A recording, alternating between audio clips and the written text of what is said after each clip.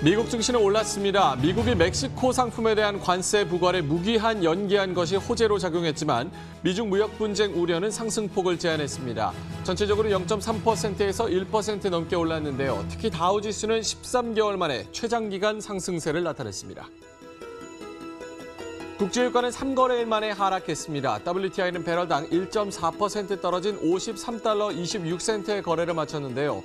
미국이 멕시코와 불법 이민 대책 협상을 타결하면서 무역 갈등은 잦아들었지만 미중 무역 전쟁 우려가 이어지면서 투심을 압박했습니다.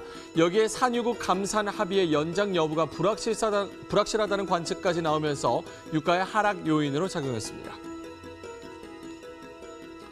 홍콩 시민의 약 7분의 1에 해당하는 103만 명이 참가한 반중 시위가 대만 문제에 이어 미중 갈등의 새로운 요소로 떠올랐습니다.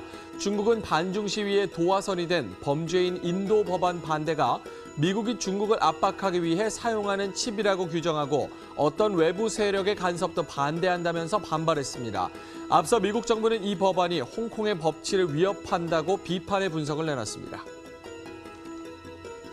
트럼프 미국 대통령은 시진핑 국가주석이 주요 G20 정상회의에서 자신과 만나지 않는다면 추가 관세를 부과할 것이라고 경고했습니다.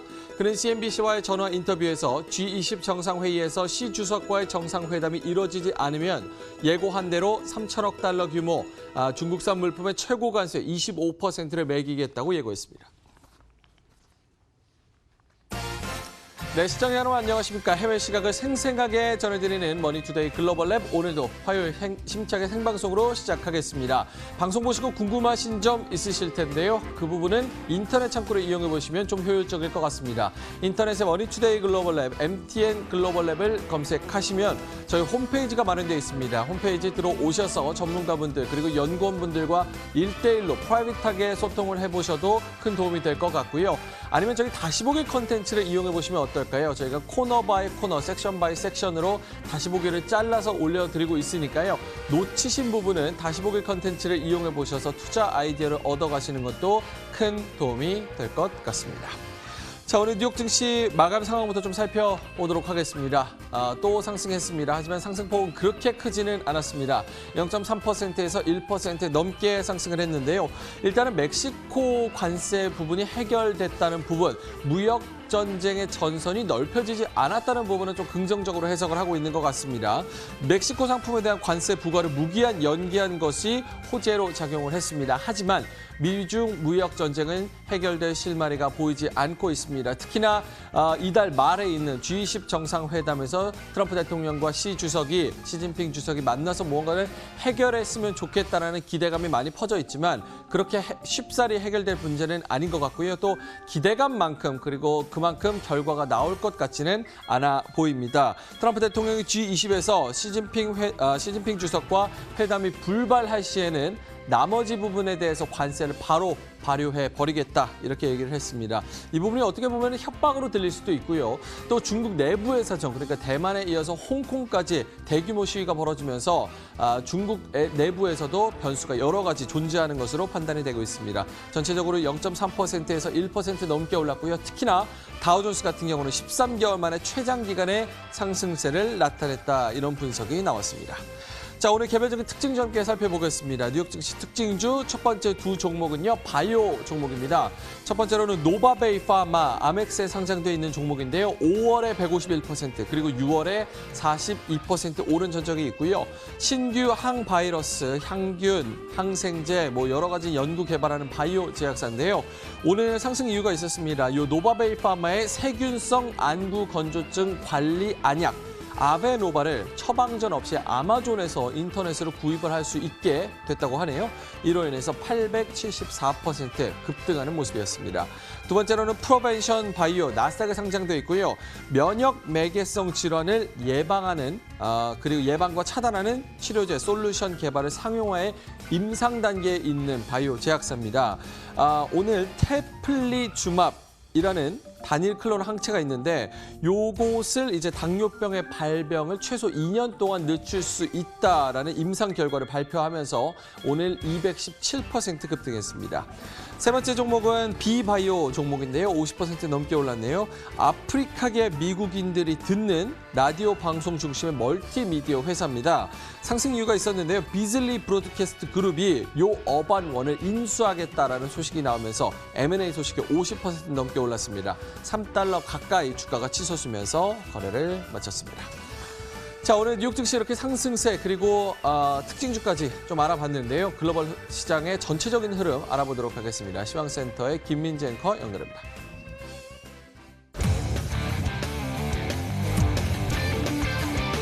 私たちは皆さんを待っています。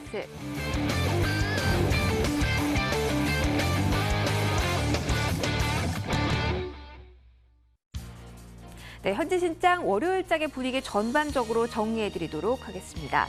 일단 악재를 하나 덜어내고 그 안도감이 반영된 시장이었다라고 보시면 되겠는데요. 전반적으로 완만한 상승 흐름이 포착됐습니다. 미국부터 하나씩 그 흐름들 체크해 보시죠. 먼저 종가 먼저 확인하시면 다우가 78포인트 정도 올랐습니다. 다우를 기준으로 봤을 때 6거래일 연속 플러스 행진 이어지고 있고요. S&P 500과 나스닥 역시 상승으로 거래 마감이 됐습니다. 계속해서 상승세를 다우지수가 보이면서 지난 5월 1일 장중 고점 대비 현재 2% 정도만 밀린 상태, 상당히 고점에 임박해 있는 상황이라고 전체적인 지수는 일단 보시면 되겠고요. 아마 아시겠지만 3대 지수가 이렇게 모두 오른 그 뒷배경에는 미국과 멕시코의 딜이 타결됐다. 여기에 그 원인이 있었습니다.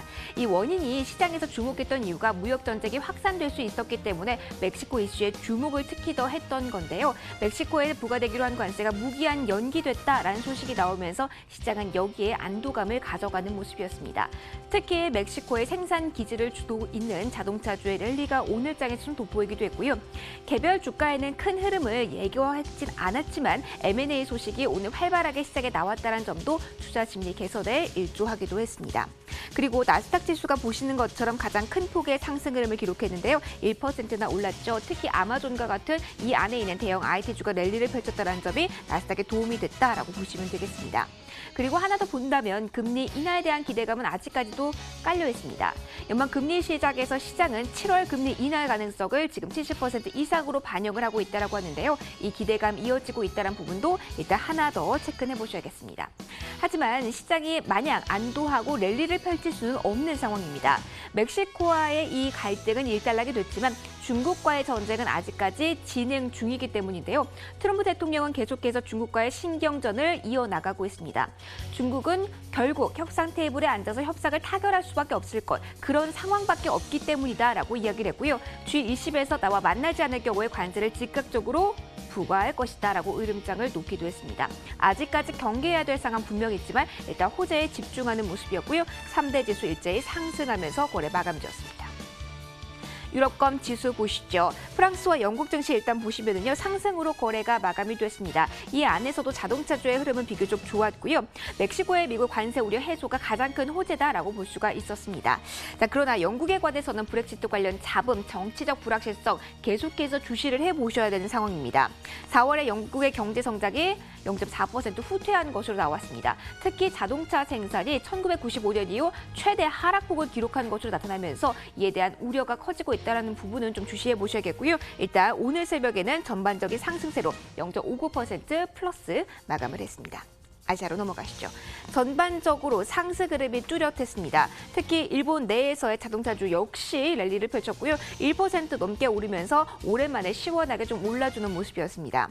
중화권 증시 보시면은요, 중국 상하이 본토 지수는 0.86%, 그리고 홍콩 항생과 대만 가권 지수도 1에서 2% 오름세가 나타났습니다. 가장 주목을 받았던 이슈는 바로 수출입 지표였습니다. 수출 규모가 5월에 늘어난 것으로 확인이 됐는데 여기에 주목을 한 것이 아니라 수입의 시장은 주목을 했습니다. 수입이 상당히 많이 줄었는데 우려할 만한 상황이긴 합니다. 내수 경제가 살아나지 않고 있다는 것이기 때문에. 그러나 오히려 그렇기 때문에 하반기 적극적인 경기 부양책이 나올 것이다라는 기대감으로 이어지면서 지수 하단을 좀 지지해 주는 모습이었습니다. 경기 부양에 대한 기대감이 조금 더 컸다라고 보시면 되고요. 일본과 중국 증시 일제히 상승하면서 거래에 마감됐습니다. 동남아시아로 가보겠습니다. 동남아시아 주요 증시 일제히 상승하면서 거래 마감이 됐습니다. 전반적으로 봤을 때 금융주의 흐름이 좋았고요. 태국 증시 0.68%, 베트남 증시도 0.48% 동반 상승으로 거래 마감이 됐습니다. 자, 이어서 환율 확인해 보도록 하겠습니다. 외환 시장의 흐름은 어떻게 나왔을지 확인해 보시죠. 최근에 달러 인덱스의 흐름을 주목을 해보시는 분 많으실 텐데요. 0.25% 오르면서 96달러 선 초중반대에서 중후반대에서 거래가 마감되는 모습 체크가 되실 거고요. 유가 넘어가겠습니다. 자, 하반기에도 감살이 이어질까? 여기에 대한 의구심이 커지면서 일제히 하락권에서 거래 마감이 됐습니다. 1.4% 내리면서 53달러 선, 브렌트 역시 1.6% 동반 하락권에서 마감이 되네요. 마지막으로 비철금속 시세 체크하도록 하겠습니다. 자, 미국과 멕시코의 딜. 이 소식 나오면서 금 가격은 아래쪽으로 쭉 밀려 나갔습니다. 금은 대표적인 안전자산이다라는 점 다시 한번 기억해 두시고요. 1.3% 오늘 새벽 하락, 은 역시 2%대 낙폭을 기록했습니다. 시장 전반적인 흐름 저와 함께 쭉 둘러보셨습니다. 아무래도 멕시코 이슈가 가장 큰 영향력을 펼쳤는데요. 개별 종목 같은 경우에는 어떤 영향을 받았을까요? 월가가 주목한 종목들 그리고 그 이유까지 이어서 꼼꼼하게 확인해 보시죠. 명미준 앵커와 함께하겠습니다.